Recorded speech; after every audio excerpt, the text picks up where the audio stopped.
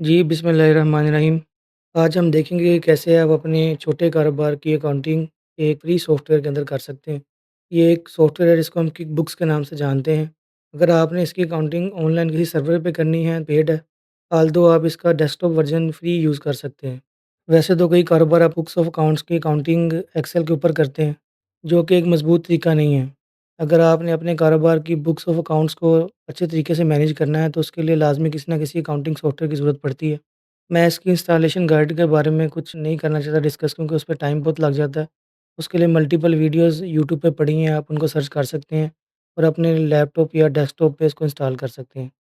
तो ये चलते हैं कि कैसे इसका इनिशियल सेटअप करना है।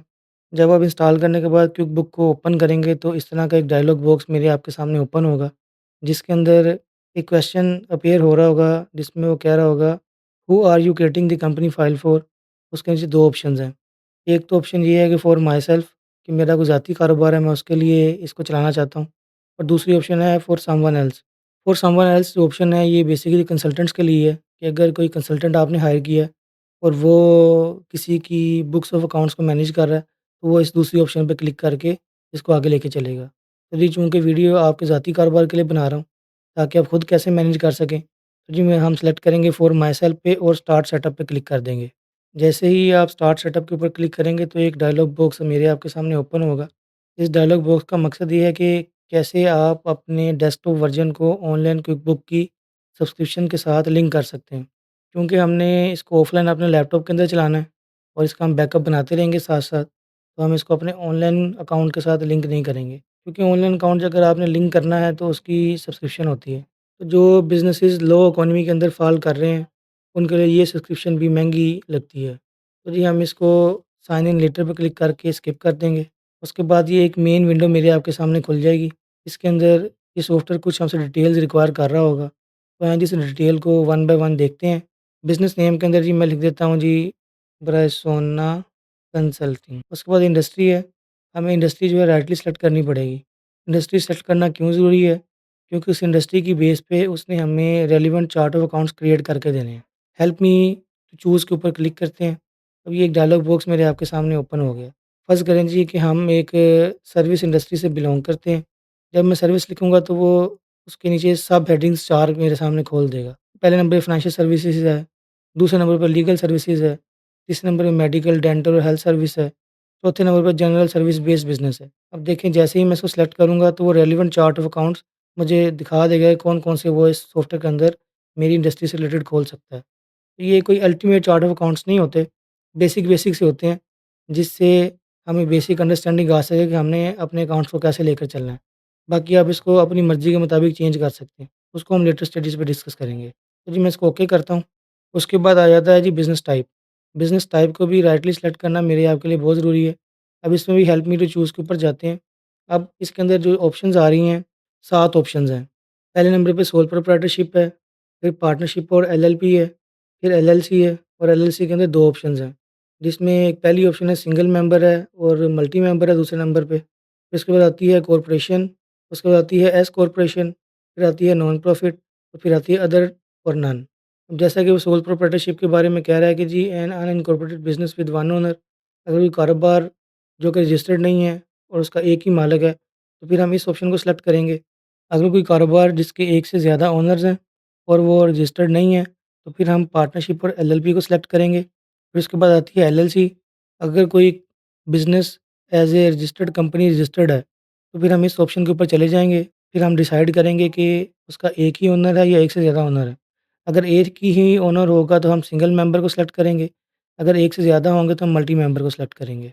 उसके बाद कॉर्पोरेशन आ जाती हैं। कॉर्पोरेशन के रेगुलेशंस जो हैं, वो एलएलसी से ज़रा डिफरेंट होते हैं। बस इसमें आप एक चीज़ ज़हन में रखें कि जो कॉर्पोरेशन होती है, इसकी लायबिलिटी लिमिटेड नहीं होती। अगर कोई फॉर्मल बिज़नेस है जिसके एक या एक से ज़्यादा ओनर्स हैं, तो फिर हम कॉर्पोरेशन को सेलेक्ट करेंगे और वो रजिस्टर्ड एज़ ए कॉर्पोरेशन है। इसके बाद ये एस कॉर्पोरेशन का जो कॉन्सेप्ट है, ये अमेरिका में ज़्यादातर चलता है। बस इसमें फ़र्क इतना होता है कि जो शेयर होल्डर्स इनकम जनरेट कर रहे होते हैं, उन्हीं के ऊपर ही टैक्स की लायबिलिटी होती है, कंपनी के ऊपर टैक्स की लायबिलिटी नहीं होती। तो इसको अब इग्नोर कर दें, पाकिस्तान में ये कॉन्सेप्ट चलता नहीं है। उसके बाद अगले नंबर पे आते हैं जी नॉन प्रॉफिट ऑर्गेनाइजेशंस। ये वो ऑर्गेनाइजेशंस होती हैं जो टैक्स पे नहीं करती, इनको गवर्नमेंट की तरफ से बाकायदा एग्जम्पशंस मिली होती है। तो इसका भी पूरा एक तरीकाकार है इस एग्ज़म्पशन को क्लेम करने का पाकिस्तान के अंदर। अगर कोई एनपीओ चला रहा है या कोई फलाही इदारा चला रहा है तो वो नॉन प्रॉफ़िट को सिलेक्ट करेगा। और आखिरी नंबर पे आता है कि अगर आपकी टाइप ऊपर में से किसी के साथ नहीं मिलती, तो आप अदर या नन पे क्लिक कर सकते हैं। ये राइटली सिलेक्ट करना मेरे आपके लिए बहुत ज़रूरी है, क्योंकि आगे सॉफ्टवेयर ने इसके बेस पे ऑपरेट करना है। तो ये चूँकि आपका कारोबार एक छोटा कारोबार है, इसलिए मैं सोल प्रोप्राइटरशिप पे क्लिक करके इसको ओके कर दूँगा। उसके बाद ये अगला स्टेप आता है एडमिन्स ईमेल। तो जो भी आप ईमेल अपना इस्तेमाल कर रहे हैं, उसको आप यहाँ एंटर कर सकते हैं।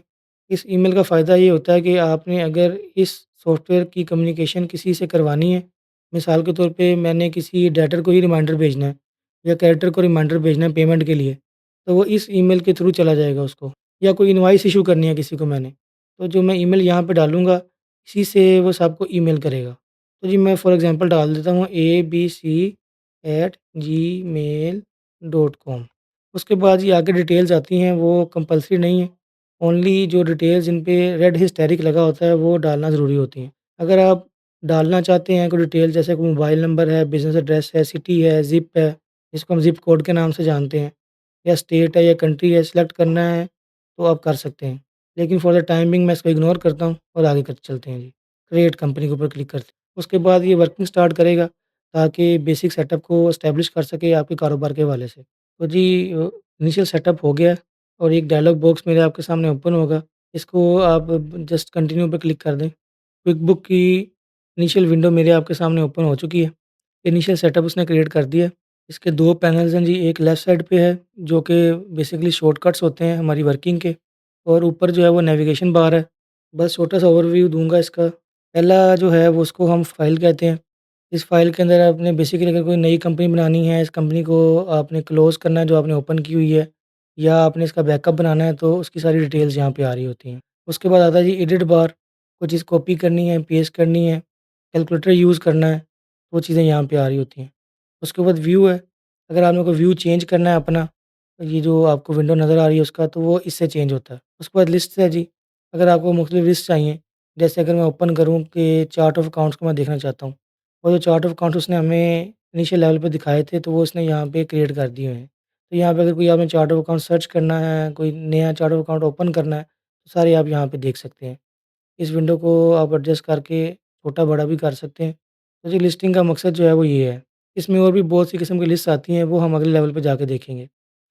उसके बाद फ़ेवरेट्स का बार आता है, इसमें अगर आपने कोई अपने फ़ेवरेट फंक्शंस को डिज़ाइन करना है तो आप कर सकते हैं। उसके बाद प्रोफ़ेशनल बार है, इसके अंदर आपने कोई बिल डालना है, कोई आपने इनवॉइस क्रिएट करनी है, कोई आपने प्रपोज़ल बनाना है, तो आप इधर जाके बना सकते हैं। उसके बाद आता है जी कंपनी का बार, आपने कोई टू डू लिस्ट बनानी है अपनी, या आपने कोई लीड सेंटर बनाना है, जिसमें आपकी कोई सेल्स की कोई लीड्स आ रही हैं, आप उसको वहाँ पे प्लान कर सकते हैं। कोई आपने बजट को प्लान करना है, तो वो आप इस बार के अंदर जाके कर सकते हैं। उसके बाद आता है जी कस्टमर्स, तो कस्टमर से रिलेटेड जितनी भी चीज़ें होंगी, वो यहाँ पे रिफ्लेक्ट कर रही होंगी। उसके बाद वेंडर्स का टैब आता है, वेंडर्स जो आपको चीज़ें प्रोवाइड कर रहे हैं, जिनसे आप कोई चीज़ें परचेज़ कर रहे हैं, उनकी चीज़ें सारी यहाँ पे आती हैं। उसके बाद एम्प्लॉइज़ पेरोल से रिलेटेड सारी चीज़ें इसमें आ रही होती हैं। उसके बाद बैंकिंग है, बैंक से रिलेटेड जितनी भी चीज़ें हैं, कोई रिकन्सिलिएशन आपने बनानी है, कोई आपने चेक इश्यू करना है, तो उसकी डिटेल्स यहाँ पे आ रही होती हैं। उसके बाद रिपोर्ट्स हैं, ये एक बड़ा डिटेल टॉपिक है कि कौन-कौन सी रिपोर्ट्स यहाँ से जनरेट हो सकती हैं, जीएल कैसे जनरेट हो सकता है, स्टेटमेंट्स कैसे जनरेट हो सकती हैं, तो इन इसके अंदर आ रही होती हैं। उसके बाद आता है ये विंडो का बार आता है। आपने अगर कोई अपनी चीज़ें सेट करनी है जो स्क्रीन पे इस सॉफ्टवेयर के अंदर, तो वो सारी इसके अंदर अरेंज आप कर सकते हैं। उसके बाद एंटरप्राइज़ सूट आता है, तो ये बेसिकली जो ऑनलाइन फंक्शन है और जो आपका डेस्कटॉप वर्ज़न है, उसको अपडेट करने के लिए इस्तेमाल होता है। उसके बाद हेल्प का टैब है, उसके बाद स्पेशल ऑफ़र्स हैं, अगर कोई सॉफ्टवेयर जो है वो आपको नई अपडेट्स देना चाह रहा है, जैसे वो कह रहा है कि unlock AI driven business insights, artificial intelligence को इंटीग्रेट कर देगा इस सॉफ्टवेयर के अंदर। उसके बाद चलते हैं लेफ्ट साइड पे, ये आपके शॉर्टकट्स हैं यहाँ पे, तो अगर मैं क्लिक करना चाहूँ होम है, माय कंपनी है, तो इस तरह करके आपके सामने विंडोज़ सारी चेंज होती रहेंगी। उसके बाद कैश फ्लो हब है, ये सारी आपकी कैश फ्लो की डिटेल्स को बता रहा होता है। इनकम ट्रैकर है, उसके बाद बिल ट्रैकर है, उसके बाद फिर कैलेंडर आ जाता है, और भी बहुत सी यहाँ पे चीज़ें आती हैं।